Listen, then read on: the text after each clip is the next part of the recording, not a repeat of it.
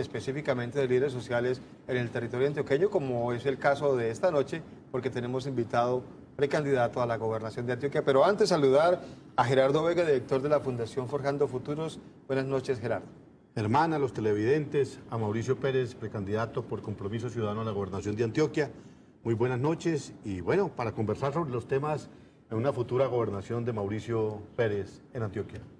Y bienvenido, Mauricio. Muchas gracias, Germán. Gerardo, pues es un placer estar acá. Estoy contento para conversar de estos temas y para ver lo que sigue. Bueno, comencemos hablando, Gerardo, de ese tema. La semana pasada hubo un revuelo por el asesinato de María del Pilar Hurtado y ahora resultan amenazas a otros líderes sociales y pasa lo mismo en el departamento de Antioquia, gente que tiene que, digamos, que desarrollar sus actividades en medio de la zozobra por grupos armados que los están atacando. Iniciemos por ahí, Mauricio, ¿qué es lo que está pasando? ¿Quiénes o por qué se están presentando estos asesinatos de líderes? A ver, hay muchas razones, ¿cierto? Yo creo que una de las cosas fundamentales, y aparte pues las cifras y los hechos así lo demuestran, es la lucha por los territorios. O sea, una vez se firma el acuerdo de paz y las FARC salen de los territorios y se concentran, pues hubo digamos, un vacío de poder. Y ese vacío de poder ahora está siendo ocupado por diferentes grupos al margen de la ley. Por ejemplo, en Ituango, que yo creo que Germán y Gerardo, tú conoces las cifras, en Ituango en el 2016 tuvimos 6 asesinatos, en general 6 homicidios, y el año pasado, si la memoria no me falla, fueron 56. Entonces, digamos que ahí perdimos una oportunidad de ocupación del territorio, salieron las FARC y entraron otros grupos a ocupar esos territorios. Ahora, concretamente con líderes sociales, si bien todavía siguen las investigaciones, es claro que hay unos temas que transversales a los asesinatos. Uno es la restitución de tierras, lo que pasó con María del Pilar Hurtado, por ejemplo. Lo que se dice en las investigaciones es que hay un tema de restitución de tierras. Otra, la oposición a las actividades ilegales, ya sean cultivos ilícitos o minería ilegal. O sea, hay liderazgos que se oponen a esto, que le apostaban a la restitución voluntaria de cultivos y que están pues siendo víctimas. Otra también, personas que digamos están en actividad política, por ejemplo, cuestionando gobiernos corruptos, gobiernos que no llevan oportunidades a los territorios y también son perseguidos. Bueno, son múltiples las razones por las cuales están asesinando a nuestros líderes, pero yo diría que entre esas 3 o 4 están las principales. Gerardo, usted lo mencionaba en el programa Nos cogió la noche, los últimos minutos que siempre tiene este programa, en el programa de la tarde, que el presidente se había referido a este tema, digamos que enfocando el problema hacia un solo factor, que es el narcotráfico de lo que estamos hablando ahorita, pero Mauricio habla de otros factores, incluido lo de la restitución de tierras, o sea, no es solo eso.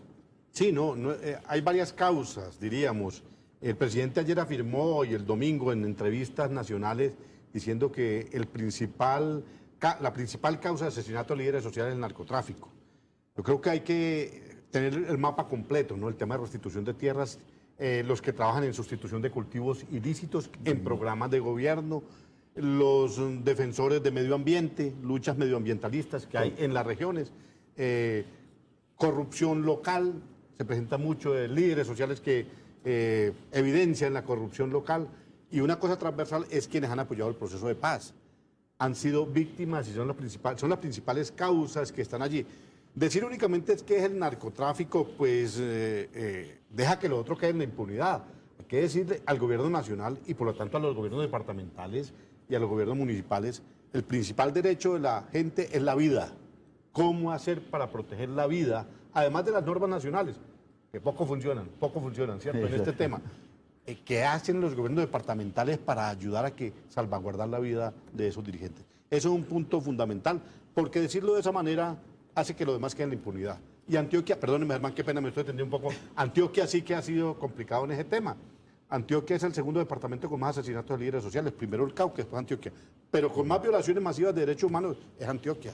Precisamente, usted es candidato a la gobernación de Antioquia y de llegar a ocupar el cargo, ¿qué puede hacer un gobernador? Porque es que a veces se piensa que toda la decisión está desde el gobierno nacional para proteger líderes, para tener, digamos que, control sobre lo que están haciendo las administraciones municipales, ejército, policía? ¿Qué podría hacer y qué propondría usted hacer para contrarrestar este fenómeno?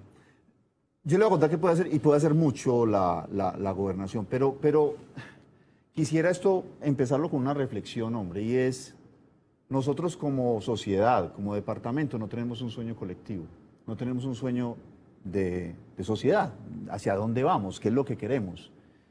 Yo pensaba mucho este fin de semana con ese video viral de la bandera LGBTI y lo que pasó allí y lo que ha suscitado eso. Y yo reflexionaba y decía, hombre, a esta sociedad le falta el diálogo para construir un sueño compartido en valores, ¿cierto? Y eso es un buen ejemplo de cómo nosotros hemos evitado ese diálogo. Nosotros no tenemos un sueño compartido, nosotros no compartimos ciertos principios y valores, y hay que establecerlo. Y para poder establecer ese sueño compartido hay que tener una sociedad que dialogue, una sociedad que esté dispuesta a encontrarse. ¿Qué importa que seamos diferentes? Para mí no es ningún problema que un señor piense que el matrimonio homosexual no le guste. Eso no es ningún problema, pero hay que dialogarlo. Yo veo lo que pasó, y lo quiero hablar porque estamos hablando de temas de víctimas y temas de líderes sociales y temas de victimización y temas de conflicto. Yo quiero hablar esto porque a mí me parece que esto, por ejemplo, lo que sucedió, lo que estamos diciendo, es una oportunidad para el diálogo, para abrirse, ¿cierto? Que este señor haya hecho esto permite que esta sociedad diga, bueno, yo pienso esto, pienso aquello. Pero lo que ha pasado ahora es que nos estemos enfrentando, que nos estemos insultando, que nos estemos agrediendo con una cosa de esas características. Usted me permite, Iván Mauricio, porque sé que la pregunta era muy extensa y usted tiene más que hablar sobre el tema, y quiero que volvamos después de la pausa sobre ese tema de la bandera, porque acabamos de tener a la persona que bajó la bandera en el programa que Nos Cogió la Noche, y hay cosas que decir ahí. Vamos a hacer una pequeña pausa, en segundo regresamos para seguir hablando aquí con Gerardo Vega de Forjando Futuros y con el candidato a la gobernación de Antioquia, precandidato Iván Mauricio Pérez. Ya volvemos.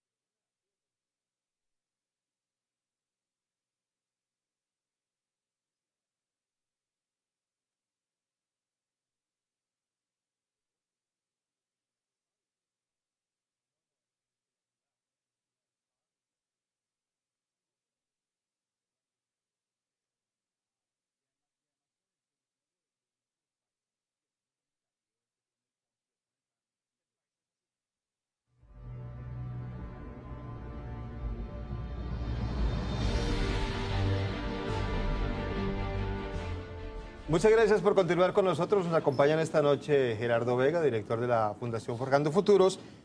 Vamos a llamarlo Mauricio Pérez, precandidato a la gobernación de Antioquia, porque ese nombre es el que más conoce la gente cuando recuerda el paso suyo por la administración pública. Precandidato a la gobernación de Antioquia. Hablábamos, Mauricio, de este tema de la bandera, y es importante lo que usted está diciendo en eso de de respetar la diferencia, estar o no de acuerdo con alguien, pero respetar su forma de pensar y no llegar a las agresiones. Mire, yo voy a contar algo aquí, con su permiso, Gerardo, que acaba de pasarme en el programa donde teníamos a esta persona invitada. La gente en Facebook me decía que yo no tenía derecho a hablar porque yo soy caleño, que mientras yo esté aquí no vuelven a ver el programa. Es decir, yo no puedo hablar porque no soy de esta región. Me pareció terrible, inaudito, pero así somos los seres humanos. Llegando a extremos, Mauricio, porque es que no es solo insultarse, sino matarse, porque matan a personas cuando piensan distinto y cuando no están de acuerdo con lo que yo digo. Otra anécdota. Yo nací en Pereira, Imagínense. pero ya hace 34 años vivo aquí en Medellín. Mi familia, mi papá y mi mamá y mis abuelos son de Aranzazu, Caldas. Y mis bisabuelos de ahí para atrás, y toda, porque tengo un tío de esos que averiguan la genealogía y de dónde viene usted. Somos del Carmen de Iboral y Río Negro. Pero entonces me decían, ¿usted cómo está aspirando a la gobernación de Antioquia si usted pues nació en Pereira? Pero realmente pues toda mi vida he vivido acá, he estudiado acá, toda mi vida profesional ha sido aquí en Antioquia. Entonces eso, ahora yo creo que es una minoría, Germán y Gerardo. Y yo creo que esto es posible encontrarnos, dialogar y disponer una sociedad al diálogo. Yo creo, por ejemplo, que la política es para transformar ese tipo de actuaciones. Y yo creo que un gobernador tiene que preocuparse por eso, porque seamos capaces de encontrarnos, porque seamos capaces de dialogar. Yo creo que ahí está el secreto también, mucho de la seguridad y de la convivencia que tenemos que hacer. Mire, Antioquia es un territorio muy complejo. Entonces, cuando uno habla de seguridad en Antioquia, no puede hablar de lo mismo, de la seguridad en el Bajo Cauca, de lo que sucede en el Valle de la Aburrá o de lo que sucede en Oriente. Es muy diferente lo que sucede. Uno, por ejemplo, en el Bajo Cauca sabe que allá están los caparrapos, allá está el Clan del Golfo, allá está el ELN, allá hay disidencias de las FARC, hay unas estructuras criminales que funcionan alrededor del narcotráfico, de la minería ilegal, de las armas, ¿cierto? Uno sabe eso. Uno sabe, por ejemplo, que en el Oriente la delincuencia y la seguridad está alrededor de otros temas, alrededor del microtráfico, alrededor de la extorsión, ¿cierto? Entonces hay cosas muy... Aquí en el Valle de la Aburrá ya son estructuras muy ligadas al narcotráfico, al microtráfico, ¿cierto? A ese tipo, a la extorsión, ¿cierto? Y aquí en el Valle de la Aburrá son estructuras muy grandes, muy poderosas y que están conectadas, pues no solamente local, nacional, sino internacionalmente. Entonces, en Antioquia tenemos el reto de entender en cada territorio qué es lo que está sucediendo y por qué suceden las cosas. Y de esta forma focalizar y articular las acciones, que es muy diferente lo que pasa en todas partes. Pero dos temas, Mauricio, para enfrentar son grandes bandas, son organizaciones criminales fuertes, son gente armada con mucho poder económico. ¿Qué hacer? ¿Qué haría en la gobernación? Hay unas palabras que uno siempre utiliza y yo sé que la utilizan muchas personas, pero esto es en serio, es la seguridad integral, que viene desde la prevención, la cultura ciudadana y por supuesto la eficiencia policial, ¿cierto? La represión. En la prevención es lo más importante. Si nosotros logramos tener políticas públicas que prevengan la violencia, que prevengan que nuestros chicos y chicas entren a esos ciclos de violencia, estamos trabajando por un futuro muchísimo mejor. Y eso es muy importante. Nosotros tuvimos un programa muy importante que llamaba Entornos Protectores. ¿En qué consistían los entornos protectores? Hombre, vos sabes, Gerardo y Germán, que los homicidios, que la violencia se focaliza y se identifica y uno sabe qué es lo que está pasando en este barrio o está pasando en este municipio, quiénes son, quiénes están amenazados, qué líderes están amenazados, cuáles son las víctimas y uno en ese orden de ideas tiene que empezar a focalizar acciones. Entonces, en entornos protectores, ¿qué es lo que nosotros estamos diciendo? Es, mire, esos chicos y esas chicas que están en riesgo de entrar a la violencia, que están en riesgo de ser reclutados, ¿cierto? Identifiquémoslos y montémosles un paquete de asistencia de forma tal que no nos entren allá. ¿Qué pasan con estos muchachos? Entonces, ¿qué seguimiento le vamos a hacer? ¿Qué necesidades tienen estos chicos? ¿Cómo les garantizamos la educación? ¿Cómo les garantizamos que sigan dentro de la educación? ¿Cómo les garantizamos que una vez salgan de la educación tengan ingresos? Eso es lo que tenemos que hacer nosotros. Esos son los tipos de cosas. Entonces, hay que focalizarlo y hay que articular todas las acciones. Educación, prevención y sobre la fuerza legítima del Estado, a través del ejército, de la policía. ¿Qué modificaciones? ¿Qué se hace allí? Mira, ¿qué política tendríamos ahí? Y yo ahí me diferencio un poco como con la actual administración y yo entiendo, la seguridad es integral, ¿cierto? Y entonces uno tiende, a veces los gobernantes pueden tender a que la seguridad es un problema de la policía, o es un problema de las militares, o es un problema de la fiscalía. No, la seguridad es un tema de todos, ¿cierto? Entonces, los famosos consejos de seguridad. Generalmente uno ve consejos de seguridad cuando ya pasó el crimen. Entonces, pasó un hecho victimizante, ¿cierto? Pasó una cosa, y ahí vemos, consejo de seguridad. Y ahí mismo se van todos y se reúnen y que van a tomar unas medidas. Entonces, ahí oí en estos días que el gobernador iba a mandar unos drones para Bello, que no sé cuántas. Y uno dice, ¿y esto qué sentido tiene? Los consejos de seguridad tienen que ser permanentes. Tenemos que articular las acciones de la policía, de la fiscalía, del ICBF también, porque tiene con los menores infractores, del trabajo de ejército. inteligencia, Claro, sí, el trabajo de inteligencia, el trabajo de de la inteligencia. fiscalía. Exactamente, articular todo ese trabajo para poder actuar en los territorios. Pero también acompañado, yo creo que cuando yo digo la prevención, y yo me atrevería a decir que de los más informados en prevención y los que más le interesa la prevención son las mismas fuerzas militares y la misma policía, porque conocen el territorio. Y ahí en esos consejos es donde uno tiene que llevar esas acciones para poder tomar decisiones de seguridad integrales y poder hacerle seguimiento y focalización y articulación a los territorios. Otra cosa muy importante que no se me queda en el tintero. Rápido para ir a la pausa. Bueno, articular a los alcaldes, comprometer a los alcaldes con los derechos de las víctimas, con la protección de los líderes. Eso es muy importante. Ampliemos ese tema después de la pausa porque básicamente, Gerardo, ese es el sentido de este programa, víctimas y líderes sociales. Ya regresamos.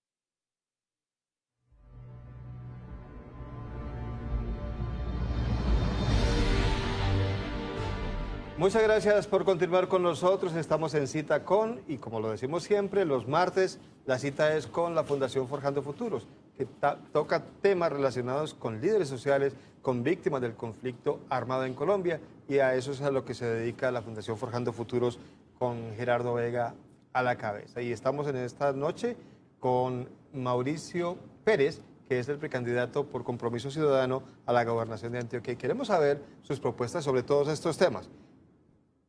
Un tema específico, Gerardo, sí, que usted quiere mencionar es el de Urabá.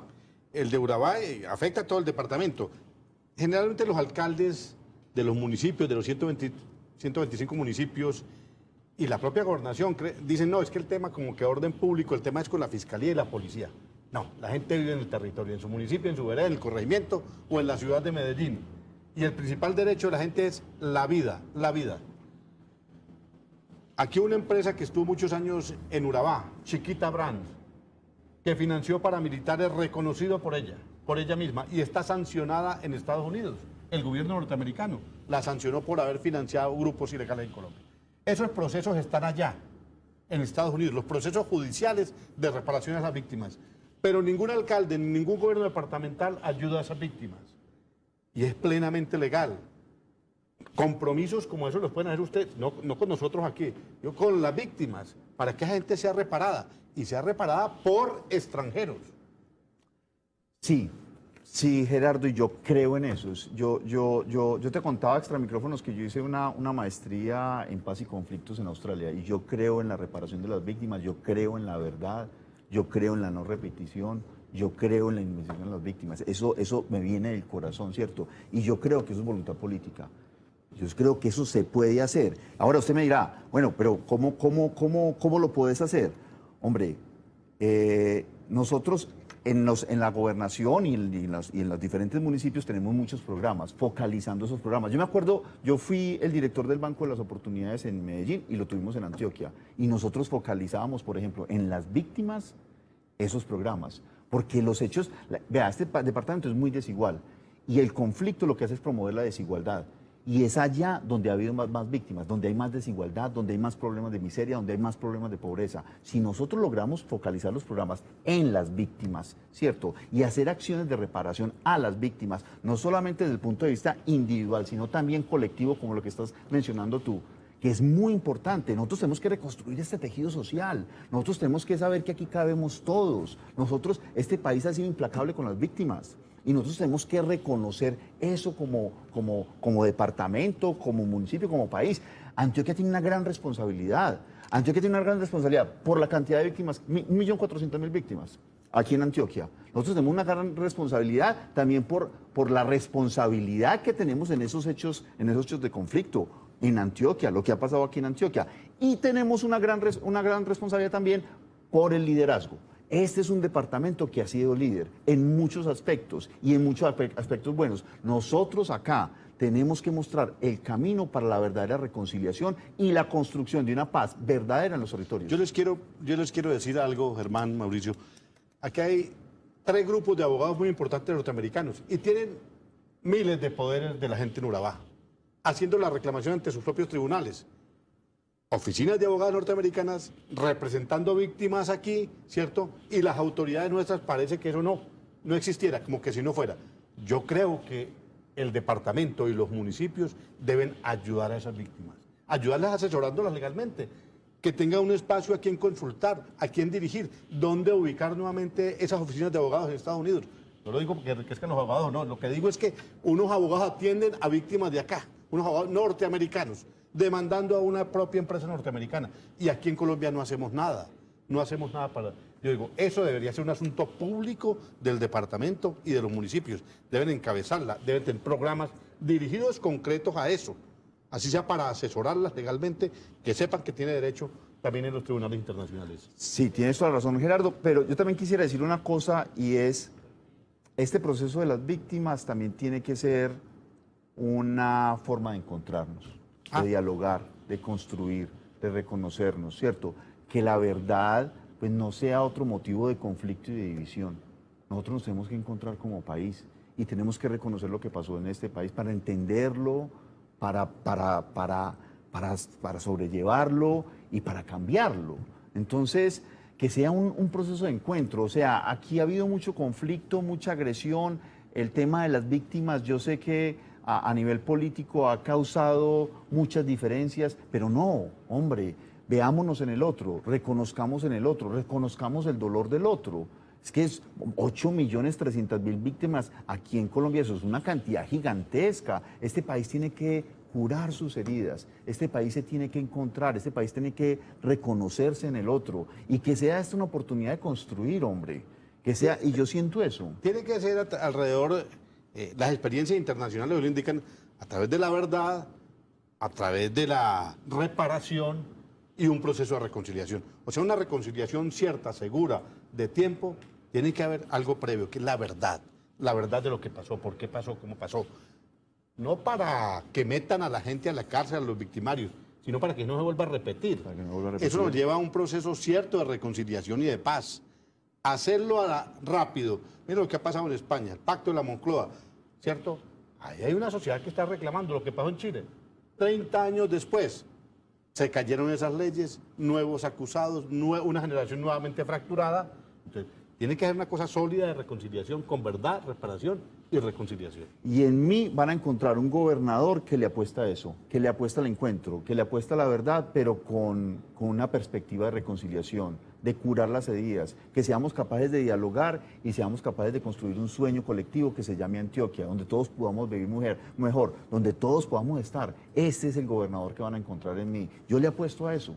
La estructura administrativa para atender las víctimas. ¿Hay propuestas? No, y yo creo que hay que tenerla, por supuesto, y eso es un problema porque las responsabilidades se van diluyendo. Yo creo que tenemos que estar en la Secretaría de Gobierno, yo te lo digo de una vez, tenemos que estar, pero no solamente por el factor policial y fiscalía y todo esto, sino para poder articular y focalizar en el territorio, porque es que el problema es que las acciones en los territorios son todas desarticuladas y cada uno va llegando. No, allí vamos articulando no solamente la acción de la represión, pero también la acción de la prevención y la acción de la cultura ciudadana. Usted hablaba, Gerardo, de la importancia de que no se repitan estos hechos para que no haya más víctimas, por supuesto, y con actores de pronto nuevos. Pero ¿cómo llegar, Mauricio, usted siendo gobernador, a esos sitios tan alejados donde proteger a estas personas es muy complicado?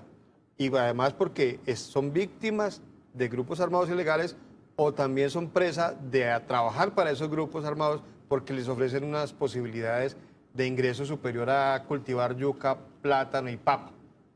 Además por lo de las carreteras. ¿Cómo hacer para sacar a esa gente de ese riesgo y de esa tentación a la vez? Hablemos primero del riesgo. Y yo creo que ahí va en la identificación a los líderes sociales, ¿cierto? Tenemos que tener una mesa de derechos humanos, a ver cuáles son los líderes sociales, ¿cierto? Tenemos que identificar rápidamente los riesgos asociados a los líderes sociales y tener una cadena de respuesta en caso de amenaza, ¿cierto? Poderlos sacar de ahí rápidamente.